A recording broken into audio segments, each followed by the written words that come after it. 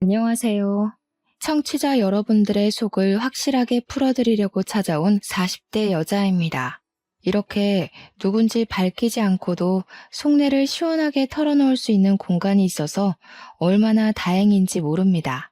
제가 오늘 여러분께 들려드릴 이야기는 저희 집에서 눈엣 가시로 찍혀버린 박쥐 같은 우리 시어머니의 이야기랍니다. 처음에는 정말 너무너무 천사 같고 저를 예뻐만 해주시는 분이라고 생각했는데 알고 보니까 뼛속까지 이리 붙었다 저리 붙었다 하는 박쥐 근성이 있더라고요. 그럼 지금부터 제가 당하고 처치하게 된 모든 이야기를 풀어보겠습니다. 남편이랑 결혼을 하기 전부터 저는 집안의 자랑이었습니다. 명문대를 졸업해서 대기업 취직까지 쉼없이 달려온 시간은 저에게 명예를 주었죠. 그러다 첫눈에 반해서 만나게 된 남편과 결혼까지 했으니 제 인생은 정말 탄탄대로라고 생각했습니다. 그때 제가 얼마나 자만을 했었냐면요. 제 인생에 제가 가지고 싶은 모든 것은 다 제 손안에 들어온다고 생각했을 정도였습니다. 아무튼 제가 결혼한다고 인사를 드리고 나서 시모가 진짜 온 동네방네에 제 자랑을 얼마나 하고 다녔는지 상상조차 하기 어려우실 정도일 거예요. 지나가는 동네 사람들이 전부 이 아가씨가 그 집 며느리니? 그 대기업 다닌다는 며느리? 하고 물어보실 정도였으니까요.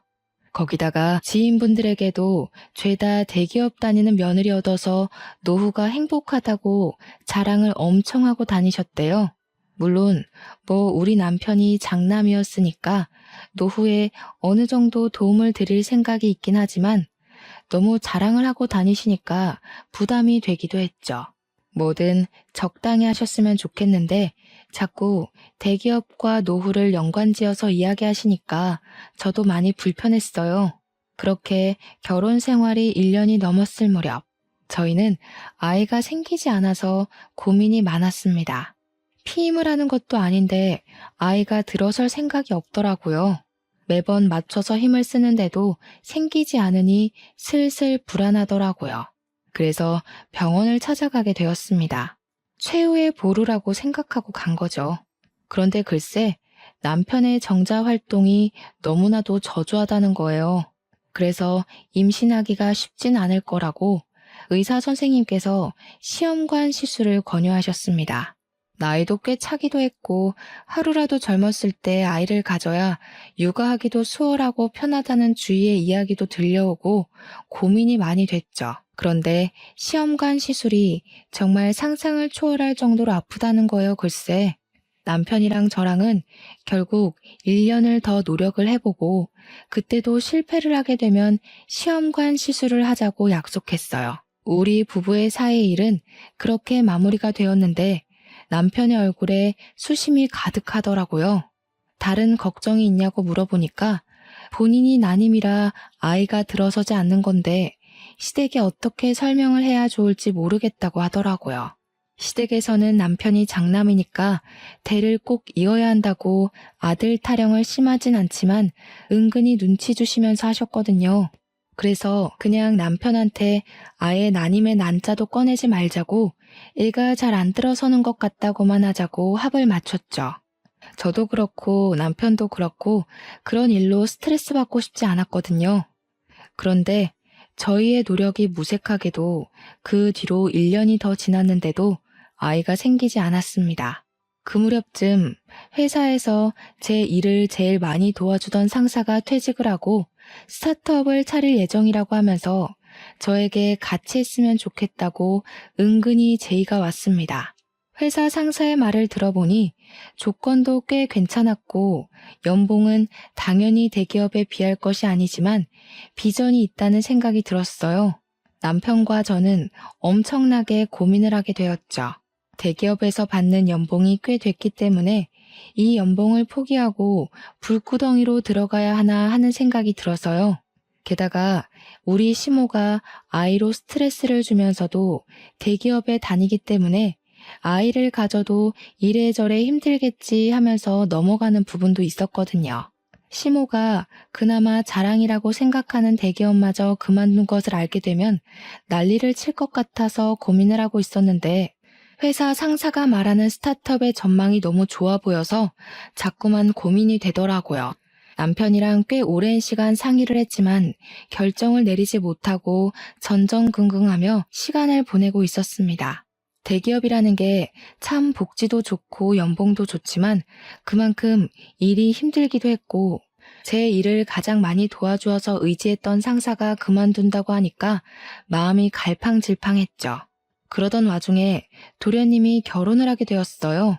아주 급하게 식을 치르게 되었는데 혼전 임신으로 혼수를 준비해왔기 때문이었습니다. 동서가 된 사람은 피부관리실을 운영하고 있었는데 위치가 청담동 한복판에 있었어요. 생각보다 장사가 잘 되나 했더니 정말 장사가 엄청나게 잘 되는 그런 피부관리실이었습니다. 원장으로 있는 동서는 손재주가 좋은 건지 말솜씨가 좋은 건지 고객 관리도 유지도 참 잘하는 사람이었어요. 근데 우리 시모가 뭐랄까 서비스직에 종사하는 사람들을 조금 무시하는 경향이 있는 사람이거든요. 가게를 가던 콜센터에서 상담을 받던 서비스직에서 일하는 사람을 은근히 하대하는 요즘 말하는 갑질을 일삼는 사람이었죠. 그래서 솔직히 동서에 대한 걱정을 많이 했었거든요.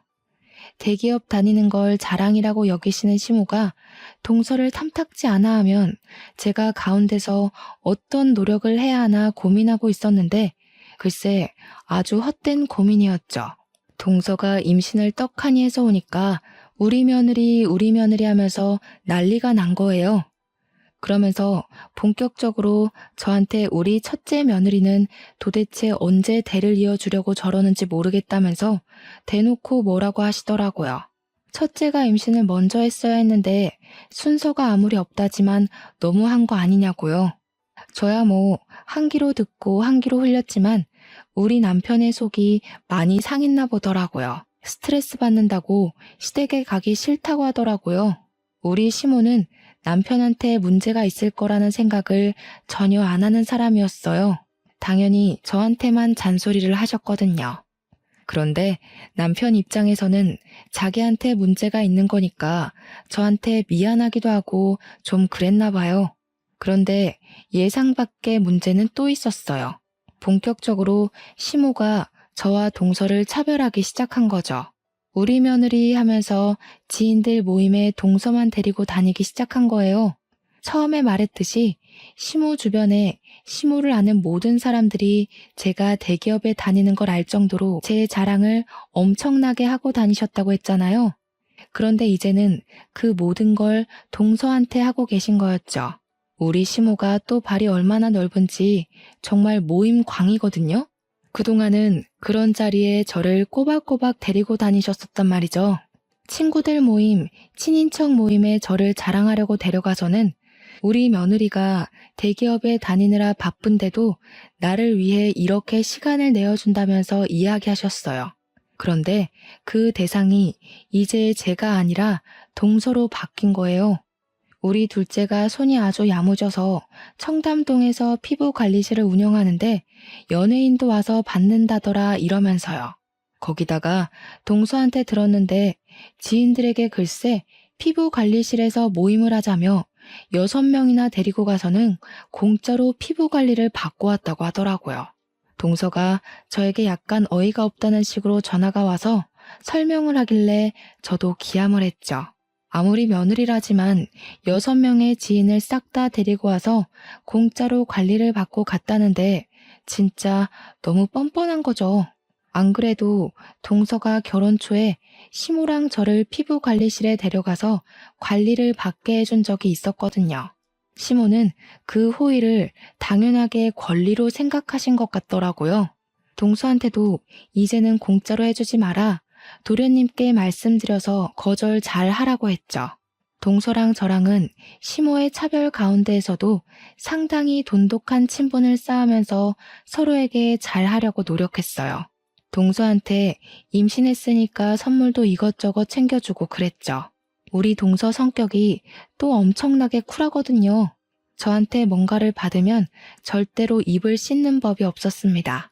제가 동서한테 호의를 베푼 건데 자꾸 되돌려주면 나도 선물 더는 못 해준다고 이야기를 했더니 선물을 주시면 앞으로는 피부 관리를 해드리겠다고 딜을 하던 사람이에요. 자기는 절대로 받고 입 닦는 사람이 못 된다면서 다른 집들도 이러는지는 모르겠지만 동서랑 저랑 참 성격도 잘 맞고 잘 지냈어요. 시댁에서 손주 타령 엄청 하는데 손주 먼저 떡하니 안겨주는 동서한테 제가 고맙기도 했고요. 아무튼 저는 결국 그쯤 상사와 함께 스타트업에 참여하기로 결정을 내렸고 오랜 시간 몸담아왔던 대기업 생활을 청산했습니다. 시모에게 말을 하진 않았지만 남편이 이야기를 한 건지 그때부터 시모의 잔소리가 엄청나게 건너오기 시작했습니다. 애를 가지지 않는 게 대기업 다니느라 승진해야 해서 바빠서 그런 건 줄 알았더니 어디 일을 때려치우고 구멍가게에 들어가냐고요. 저한테 막 큰 소리까지 내시면서 사표 무르고 다시 대기업에 잘못됐다고 말을 하고 재취업을 하라더군요. 그 스타트업에 무슨 비전이 있겠냐, 그 좋은 대기업을 왜 그만두냐, 처음에는 달래다가 나중에는 화를 내시더라고요. 회사 직원도 너랑 회사 상사랑 둘이라고 하던데 그게 제대로 된 회사는 맞고 월급은 나오냐고요. 우리 아들이 번 돈으로 호의호식하려고 그러는 거 아니냐 하면서 하고 싶은 말 다 쏟아내시는데 그동안 어떻게 참으셨는지 모르겠더라고요. 근데 대표님이 되신 우리 회사 상사가 대기업에 재직 중인 당시에 우리 부서 최고 브레인이자 중심축에 있던 사람이었거든요. 우리가 IT 보안 쪽에서 일을 하고 있었는데 정말 신의 손이라고 불리던 사람이고 회사를 그만두더라도 분명 자리만 잡으면 일이 쏟아질 거라고 예상했단 말이죠. 오죽하면 우리 부서에 있던 사람들 몇 명이 따로 연락 와서는 스카우트 좀 해달라고 부탁을 할 정도였는데 시모가 구멍가게라고 무시하니까 저도 기분이 영 별로더라고요. 시모는 결국 대기업을 다니지 않는 저를 엄청나게 구박하고 무시했어요. 뭐 돈 100만 원은 버는 거냐? 쪽팔려서 며느리라고 말하고 싶지도 않다고요. 덧붙여서 차라리 이참에 애나 낳으라고 아들 낳아야 하는 거 알지? 너네가 대를 이어야 한다고 난리를 치셨습니다. 처음에는 제 일에 대해서 아무것도 모르면서 막말을 하는 시모가 미웠지만 시간이 지나니까 한 귀로 듣고 한 귀로 흘려버리게 되더라고요. 제가 그렇게 스타트업을 시작한 지 6개월이 지나서 동서가 드디어 출산을 했습니다. 주스도 꽉 채워서 나오는 바람에 애 몸무게가 4.1kg이었다고 하더라고요. 동서가 정말 온몸이 찢어지는 줄 알았다고 했어요. 애 낳느라 얼마나 고생했는지 얼굴에 실핏줄이 다 터져서 푸르댕댕해질 정도로 힘을 줬다고 하더라고요. 근데 제가 일이 바빠서 당일에는 병원에 가질 못하고 그 다음날 완도산 최고급 미역을 싸들고 동서의 병실로 찾아갔단 말이죠. 그랬더니 시모가 눈에 쌍심지를 켜고 저를 째려보더니 일도 널찍하면서 뭐가 바쁘다고 이제서야 찾아오냐고 화를 내셨어요. 저는 기분 좋아 시조카도 보고 동서랑 이야기도 나눌 겸 찾아간 건데 시모가 보자마자 기분 나쁘게 하니까 좀 그랬죠. 제가 아무 소리도 안 하고 있으니까 저한테 뭐라는 줄 아세요? 밤새 동서 수발을 들어도 모자란데 이제야 뻔뻔하게 나타났다고 하더라고요. 네가 애를 낳아봤어야 알지 하면서 혀를 차는데 우리 남편도 도련님도 누워있는 동서도 다 식겁해서 제 눈치를 보더라고요. 저는 그냥 할 말은 많았지만 굳이 하지 않았습니다. 아무 소리 안 하고 가만히 앉아서 동서한테 두런두런 말을 시키고 있는데 동서가 목이 마르다고 하더라고요. 원래 탈수가 오거나 수분이 부족할 때 물보다 이온 음료가 좋다고 하잖아요. 그래서 동서에게 이온 음료를 건넸죠. 아플 때에도 물 대신 이온 음료를 더 찾아 먹기도 하고 하니까 일부러 생각해서 건네준 거였어요. 그런데 우리 시모가 제 손에 들린 이온 음료를 보자마자 제 뒤통수를 퍽 소리나게 때리는 거예요. 또 너무 놀라서 으악 소리를 내고 우리 남편도 놀래서 엄마 뭐 하는 거야? 하면서 소리를 질렀어요. 동서랑 도련님은 아무 소리도 못하고 입만 떡 벌리고 있었고요. 그러자 시모가 저한테 생각이 없어도 너무 없다면서 물을 줘야지 음료수를 주면 어쩌냐고, 너도 나중에 애 낳으면 음료수나 마셔라 하는데, 남편은 옆에서 한숨 쉬고 있고 시모는 이때다 싶었는지 언제 아이 가질 거냐고 닥달을 했어요. 둘째 내가 먼저 아들을 낳으면 장남이 면이 서겠냐고, 둘째 내가 딸 낳아서 다행인 줄 알아 이러는데 동서랑 저랑 둘 다 표정이 썩어 들어갔죠. 남편은 제가 뒤통수를 맞은 게 본인 뒤통수를 맞은 것처럼 기분이 나빴는지 시모에게 소리를 쳤어요. 왜 애먼 사람을 잡고 그래? 내가 불임이래, 내가. 내가 몸이 안 좋아서 임신을 못 시키는 거라고요. 제발 가만히 좀 있으세요. 엄마가 그럴수록 내 체면이 더 안 선다는 거 알아두시라고요. 그 말을 들은 시모가 완전 어안이 벙벙한 표정으로 저를 한번 남편을 한번 번갈아 가면서 보시더라고요. 믿기지 않는다는 목소리로 이게 다 무슨 소리냐고, 웬 말도 안 되는 소리를 하고 있냐고 저한테 솔직하게 이야기를 하라고 재촉을 하시더라고요. 그래서 제가 그랬죠. 불임은 아니고 난임이라 좀 어렵대요. 그러니 남편이 다 자기가 부족해서 생긴 일인데 왜 우리 마누라 탓을 하냐고, 우리가 노력도 안 해본 줄 아냐고 시모한테 난리를 쳤습니다. 듣던 동서도 도련님도 불편했는지 제발 그만하시라고 남편을 말리기 시작했죠. 시모는 동서 병실 한복판에 주저앉아서 아니 우리 아들이 난임이라고? 애를 못 가진다고? 하면서 엉엉 울기 시작하셨습니다. 저는 진짜 동서한테 너무나도 미안했어요. 출산하고 푹 쉬어도 모자랄 판에 병실에서 이게 무슨 일인지. 남편이 시모한테 끝까지 우리 마누라한테 임신 가지고 헛소리하지 말라고 단단히 일러두더라고요. 그날 이후로 시모가 저에게 임신, 손주, 출산을 가지고 전화를 하는 일이 일절 없었습니다. 동서는 저에게 마음이 괜찮은 거 맞냐고 연락 오긴 했는데 사실 저랑 남편은 이미 어느 정도 아이에 대한 생각을 포기했던 터라 괜찮다고 했죠. 요즘은 일이 바빠서 아무 생각도 들지 않는다고 동서한테 걱정 말고 육아에 신경 쓰라고 했어요. 근데 동서 이야기를 들어보니까 시모가 저한테는 전화도 없고 문자도 없고 집에 찾아오거나 하는 일도 없이 지내는데 동서랑은 계속 연락하고 만나고 한다고 하더라고요. 손녀를 얼마나 예뻐하시는지 매일같이 동서네 집에 출퇴근하시면서 육아를 도와준다고 하더라고요. 뭐 차라리 잘 된 거 아니냐, 시모가 잔소리는 안 하냐 하니까 잔소리를 하긴 하는데 그래도 시모가 도와줘서 숨 돌릴 틈은 있대요. 그러다가 동선의 아길 100일 잔치 이야기가 나와서 혹시 얼마 안 남았던데 따로 일정 같은 거 있냐고 물어봤어요. 동서한테 원래 가족끼리 100일에 밥 먹고 사진도 찍고 한다던데 동선에는 어떻게 할 거야? 선물은 뭐 사줄까? 하고 물어보니 난처해 하더라고요. 그러더니 저한테 형님 너무 기분 나빠하지 말고 들어주세요 이러는데 느낌이 딱 오더라고요. 제 예상대로 시모가 저랑 남편 꼴도 보기 싫다고 부르지 말라고 했다는 겁니다. 그래서 그냥 아 그래? 하고 넘어가려 했는데 동서가 우리 가족이랑 따로 만나서 밥 먹고 싶다고 오늘 때길래 알겠다고 했어요. 동서도 가운데에서 얼마나 난처할까 싶어서 마음이 좀 불편했습니다. 100일 잔치는 따로 2번 하는 걸로 마무리가 되었는데 그걸로 끝나는 게 아니었습니다. 명절이 되니까 저랑 남편 보기 싫다고 명절에 모이지 말자고 하시던 시모가 동서네랑 여행을 다녀오셨더라고요. 동서가 나중에 형님네도 오시는 줄 알았는데 깜짝 놀랐다며 시모가 비행기 티켓 다 끊어놓고 몸만 오라고 했다고 했대요. 당연히 저희 부부도 있을 줄 알았는데 안 오셔서 놀랬다고. 저는 뭐 아예 듣지도 못한 이야기니까 어색하게 웃고 말았죠.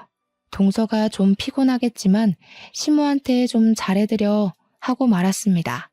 시간이 흐르고 시조카의 첫 돌날이 다가왔는데 시모가 동서에게 돌잔치에 우리 부부가 오면 참석하지 않겠다고 했대요.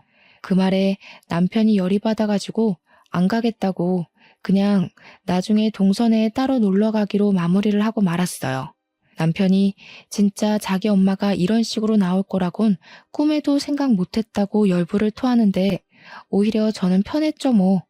스트레스 주는 시모랑 얼굴 보고 밥 먹는 것만큼 짜증나는 일도 없었으니까요. 돌잔치는 그렇게 마무리가 되고 시간이 흐르고 저희 회사도 완전히 자리를 잡게 되었습니다. IT 보안 쪽으로 중견기업 하청도 들어오고 직원도 그 사이에 10명이나 늘어나는 꽤 탄탄한 회사가 되었습니다. 하루 24시간이 부족할 정도로 열심히 일하고 돈도 엄청 많이 모았어요. 대기업 다닐 때 받던 고정급과는 달리 스타트업 특성상 성과급이 더 높았기에 제 통장에는 엄청난 돈이 쌓이게 되었죠.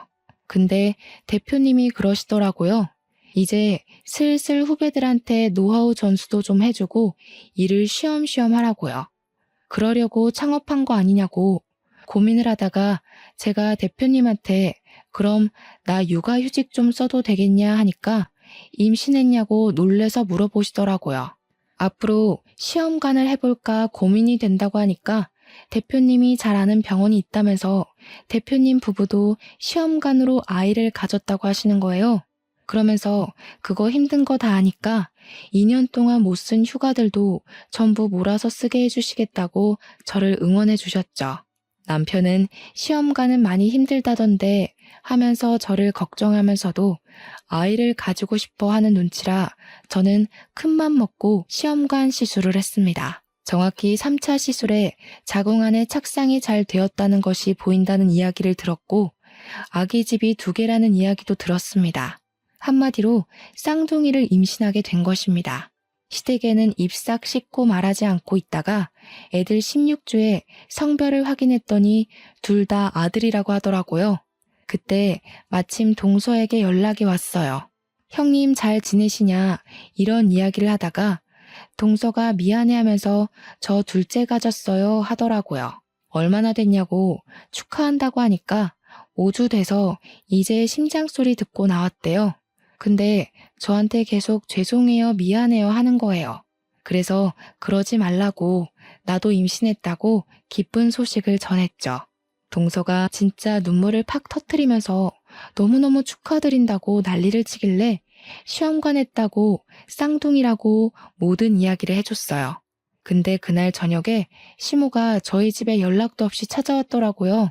양손 무겁게 반찬이며 미역이며 영양제며 바리바리 싸들고 와서는 너무 잘했다고 갑자기 소름 끼치게 굴더라고요. 우리 며느리가 해낼 줄 알았다면서 이제 자기가 다 챙겨줄 테니까 저는 받아먹기만 하래요. 일을 좀 쉬냐 하길래 대표님이 편의를 봐주시기로 했다니까 이래서 작은 회사가 좋네 하시더라고요. 남편이 썩은 얼굴로 얘네 회사 엄청나게 성장했어. 더 이상 작은 회사 아니야. 대기업 하청도 하고 대기업보다 돈도 훨씬 많이 벌어 하니까 시모가 엄청 놀라는 겁니다. 역시 우리 며느리 능력 하나는 제대로라고 완전히 비행기를 태우는데 영 불편하더라고요. 둘 다 아들이라며 우리 며느리가 대를 이어줄 거라고 생각했다 하시면서 둘째네도 아들을 낳아야 한다고 걱정을 하셨습니다. 그렇게 끼고 살다시피 했던 동서가 첫째를 딸을 낳았다고 갑자기 엄청나게 무시를 하는 거예요. 시간이 흘러서 동서네도 성별 확인을 했는데 둘째도 딸이라고 하더라고요. 성별 확인하고 얼마 지나지 않아 시모 생신이라 오랜만에 온 가족이 다 같이 모였는데 거기서 시모가 동서 구박을 어마어마하게 하는 거 아니겠어요? 피부관리실에서 화장품 내리만지며 몸에 좋겠니? 이러면서 이야기를 하는데 그게 무슨 상관인지 모르겠더라고요. 그러는 시모는 여전히 동서 곤란하게 지인들 몇 명씩 데리고 공짜 관리받고 있으면서요. 아무튼 둘째도 딸이니 저 집안은 셋째 언제 낳아서 어떻게 키우냐고 애 셋 키울 돈은 버냐고 무시를 하더라고요. 딸 둘 낳아도 충분한데 아들을 왜 꼭 낳아야 하는지. 그러면서 우리 첫째 며느리는 돈도 잘 벌고 아들도 한 번에 둘이나 생겼다고 둘째는 뭐가 모자라서 저러는지 모르겠다 이러면서 대놓고 동서한테 구박을 주는데 완전히 제가 당했던 그대로를 겪고 있더라고요. 서방님이 보다 못해서 아니 여태 우리 둘째만한 며느리 없다고 할 때는 언제고 이제 와서 딸 가졌다고 구박을 주냐고 뭐라고 했어요. 엄마, 그러다가 노년의 며느리들한테 호되게 당할 수가 있어요 하면서 남편도 은근히 뼈있는 이야기를 던졌고요. 입을 삐죽거리는 시모한테 서방님이 요즘은 딸 낳는 게 복인 거 몰라요? 하는데 시모가 서방님 등짝을 짝소리 나게 때리는 거예요. 어디 형네 듣는 데서 그런 소리를 하냐고. 아들이 최고지. 너네도 봐라. 내가 아들만 둘 낳은 게 축복인 걸 왜 몰라? 하시더라고요. 당연히 딸인 저랑 동서 얼굴이 완전히 썩었죠. 제 배가 점점 불러오고 임신 7개월째가 되어서 다리도 퉁퉁 붓고 쌍둥이인지라 몸이 2배로 무거워서 힘든 시기를 보내고 있었어요. 그런데도 자꾸 저를 밖으로 불러내는 거예요. 시모가 시도 때도 없이요. 운동도 좀 하고 그래야 하는 거 아니냐면서 친지 모임, 친구들 모임에 다시 저를 막 끌고 다니기 시작했습니다.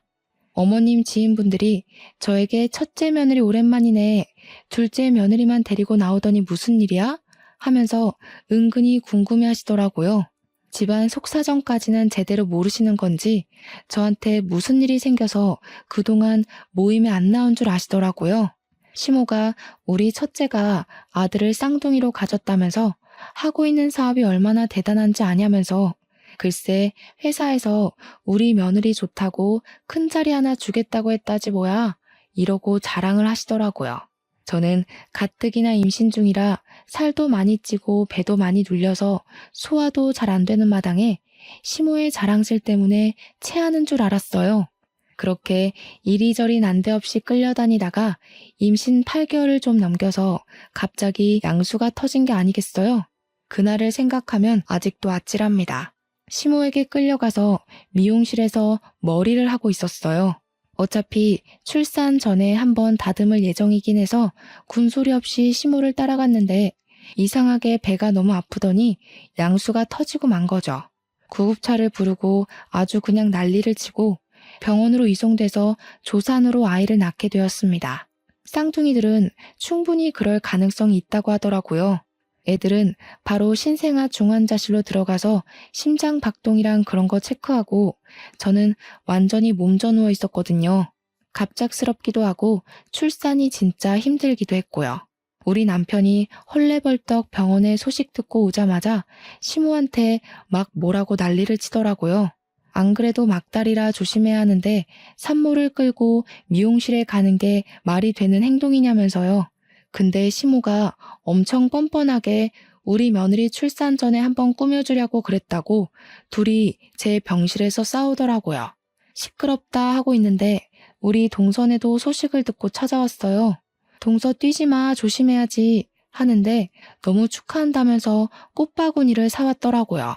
근데 시모가 그 꽃바구니를 보자마자 병실에 신생아가 올라올 수도 있는데 꽃가루라도 마시면 어떻게 하냐고 소리를 꽥 지르는 거예요. 그러더니 동서 손에 들린 꽃바구니를 바로 바닥에 던지고는 동서 뒤통수를 퍽소리 나게 때린 거 있죠.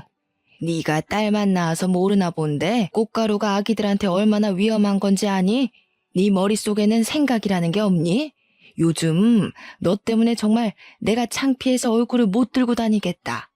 동서는 시모한테 머리를 맞았다는 게 충격이었는지 눈물을 줄줄 흘리고 있었고 서방님은 이 상황이 어이가 없는데 콧김을 팍팍 뿜으면서 동서를 끌어안았어요. 저는 누워서 그 꼴을 보는데 마치 제 과거를 보는 듯한 기분이 들더라고요.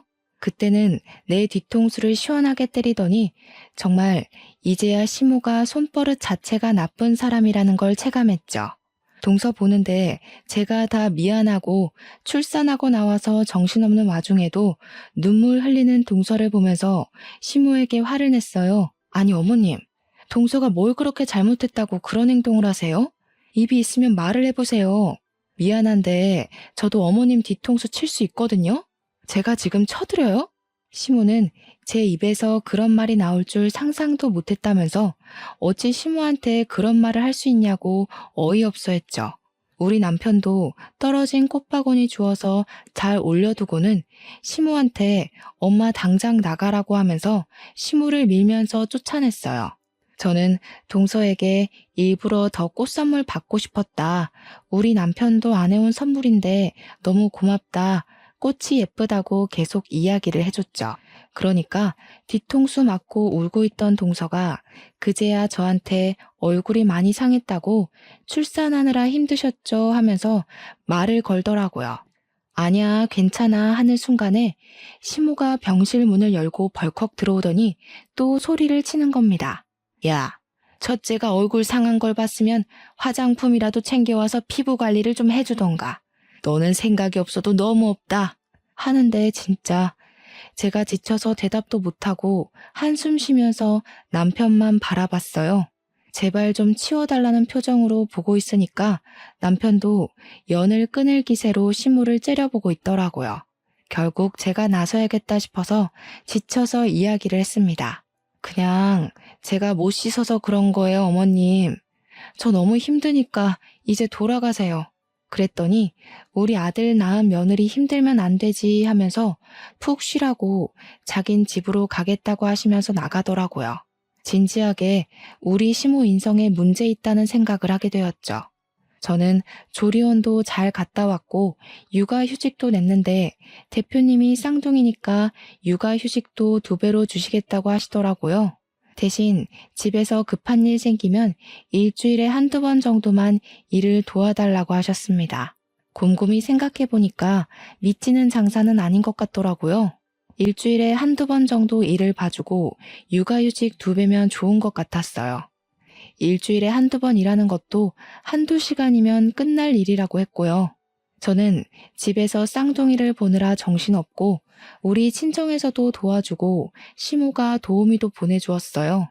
그렇게 2달하고도 며칠이 더 흘렀을 때 동선에도 아이를 낳았는데 첫째 아이가 이미 있었잖아요. 아무리 어린이집에 간다고 해도 동선에도 아이를 봐줄 사람이 필요했죠. 동선의 가족이 지방에 있던 터라 시모에게 아이를 좀 돌봐주십사 하고 부탁을 드렸나 보더라고요. 동선의 친정에서 가끔 올라와서 도와주시긴 하는데 내내 와서 봐주실 수가 없으니까 부탁을 드렸더니 시모가 너네는 도우미 쓸 돈도 없냐고 했대요. 왜 다 늙은 자기한테 애를 봐달라고 하냐면서 동서에게 딱 잘라서 이야기했다고 하더라고요. 근데 좀 제 마음이 너무 불편한 거예요. 물론 제가 쌍둥이를 낳긴 했지만 도우미도 불러주시고 우리 집에도 맨날 오셨거든요. 우리 손자들 봐야 한다고 아들들이 얼마나 대차게 생겼는지 장군감이라면서 딸이랑은 차원이 다르다고 제가 동서한테 너무 미안해서 오죽하면 남편 시켜다가 동선에 반찬이랑 국 같은 걸 해다 바치기까지 했다니까요. 동서도 저한테 시모가 너무 박쥐처럼 굴어서 짜증난다고 했고요. 물론 저도 그렇게 생각하고 있어서 동의를 했죠. 해도 너무한 것 같은 거예요. 제가 임신 못한다고 했을 때는 그렇게 저를 구박하더니 아들 낳았다고 제가 최고라고 하는 게 너무 속보이고 재수없었죠. 세월이 흘러 저는 육아휴직도 끝이 났고 아이들도 3살이 되어서 어린이집에 다니기 시작했습니다. 그동안 틈틈이 회사 일을 놓지 않은 덕분에 복직하고 나서도 무리 없이 잘 적응해서 다니고 있었어요. 우리 동서는 피부관리실을 계속 운영하고 있었는데 어느 날 공중파 TV에 엄청 유명한 연예인이 자기 일상을 공유하는 프로그램에서 우리 동선의 숍에 간 게 나온 거예요.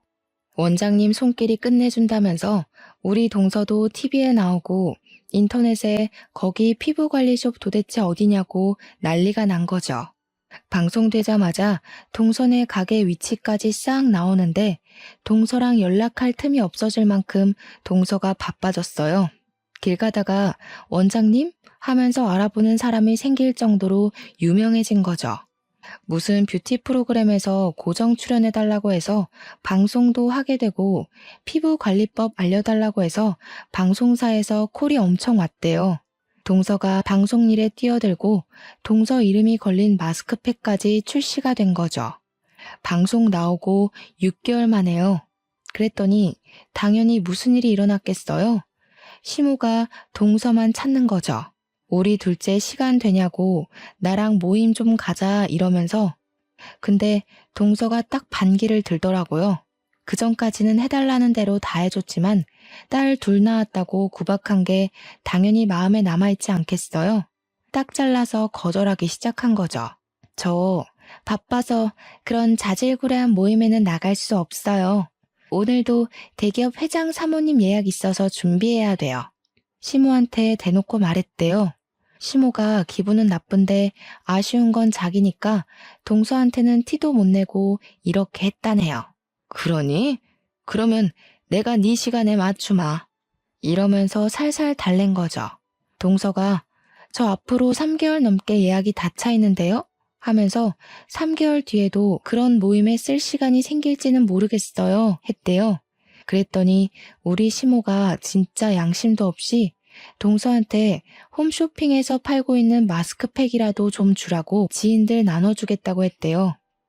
동서가 아무것도 모르는 척하면서 지인들한테 왜 나눠줘요? 하니까 당황한 시모가 아니 내가 너네 팩 좋다고 홍보 좀 해주고 하려고 하면서 몇 박스를 달라고 했다네요. 그래서 동서가 홍보 없이도 완판이라서 괜찮아요. 그냥 두세요. 했다는 거예요. 시모가 할 말도 없고 동서가 따박따박 말대꾸하니까 됐다 하고 끊어버렸다고 하더라고요. 동서한테 잘했다고 제가 엄청나게 칭찬을 해줬죠. 잘했다, 사이다야 사이다 이러면서요. 그랬는데 저한테도 기회가 찾아오게 되었어요. 교양 채널에서 저에게 출연을 좀 부탁한다는 연락이 오게 된 거죠. 그때가 한창 막 인터넷 보안 관련해서 보이스피싱에 패킹 이런 게 매일같이 뉴스에 방송되던 시절이었거든요. 제가 또 IT 보안 업체에서 일을 하고 우리 대표님이 그런 데 나서서 인터뷰하시는 걸 워낙 싫어하시는 분이라 저한테 나가라고 시키더라고요. 상사가 하라는데 제가 거기서 싫은데요? 할 수가 없어서 인터뷰도 엄청 열심히 하고 설명도 최대한 귀엽게 사람들이 이해하기 쉽도록 설명을 했어요. 그게 방송에 나오고 기사로도 막 뜨고 길 가다가 알아보는 사람은 없어도 업계에서 꽤 유명해졌단 말이죠. 그리고 어르신들이 그 방송을 많이 시청하셨나 봐요. 시모 지인들이 저를 알아보고 시모한테 어머 첫째 며느리 아니냐고 호들갑을 떤 거죠. 시모가 저한테 연락이 와서는 같이 모임에 나가자고 엄청나게 조르더라고요.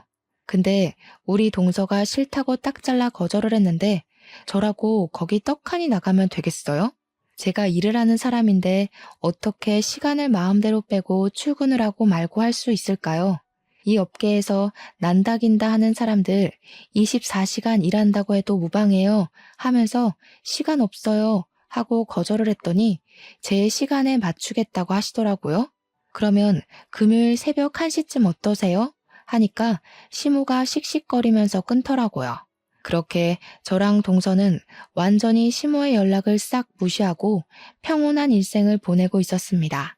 물론 밖에서 만나는 모임에 참석하지 않은 것이지 명절까지 무시하고 지나갈 수는 없었죠. 어쩔 수 없이 명절에 동서와 저는 나름 긴장을 하고 시댁에 찾아갔습니다. 그래도 남편들이 있으니까 괜찮겠지 했는데 시모가 보자마자 서운하다고 난리를 쳤어요. 어떻게 시애미가 면 한 번 살려달라고 부르는데 콧배기를 한 번도 안 비치니? 그러면서 저희한테 며느리들이 해도 해도 너무한다고 시애미 늙었다고 무시한다고 손가락질을 막 하는 겁니다. 우리 남편이랑 서방님도 이게 다 무슨 소리냐고 저희한테 영문을 몰라 물어보았죠. 아들들이 자기 편 들어주는 줄 알고 시모가 아니 친구들 모임에 얼굴 한번 비추라고 했더니 오지를 않더라. 마스크팩 좀 달랬더니 안 주더라. 이러면서 고자질을 막 하는 거요 글쎄. 그랬더니 남편이랑 서방님이 뭐라고 한 줄 알아요? 가뜩이나 바빠서 힘들어 죽겠다는 안사람들을 왜 그런 하찮은 모임에 부르냐고 화를 내더라고요.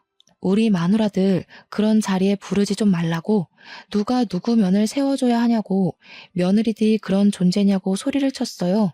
다른 집들은 며느리들 바쁘니까 시모가 와서 애도 봐주고 밥도 해주고 한다는데 우리 집은 왜 이 모양 이 꼴이냐고 남편도 서방님도 그동안 쌓아두었던 것들이 꽤 많았는지 시모한테 별말을 다 하더라고요. 엄마 때문에 우리가 이혼남 됐으면 좋겠어? 하니까 그제야 이혼은 무슨 이혼이냐고 헐레벌떡 이야기를 하시더라고요. 시모가 아니 뭐 맨날 부른 것도 아니고 어쩌다 한번 오라고 한 거라고 꼬리를 팍 내렸죠. 그래서 저도 이때다 싶어서 이야기를 했습니다. 저는 어머님께서 손주 못 낳는다고 구박하고 대기업 그만뒀다고 쪽팔린다고 하시길래 제가 어머님 면 살려드릴 일은 없는 줄 알았어요. 어머, 형님도요? 저도 딸만 둘 낳아서 아무짝에도 쓸모없다고 하시길래 그런 줄 알았죠. 저희가 가면 어머님만 더 곤란해지시는 거 아니에요? 쐐기를 박는 한마디를 날리니까 우리 시모가 글쎄 아무 소리도 못하고 당황해하면서 눈알만 굴리더라고요.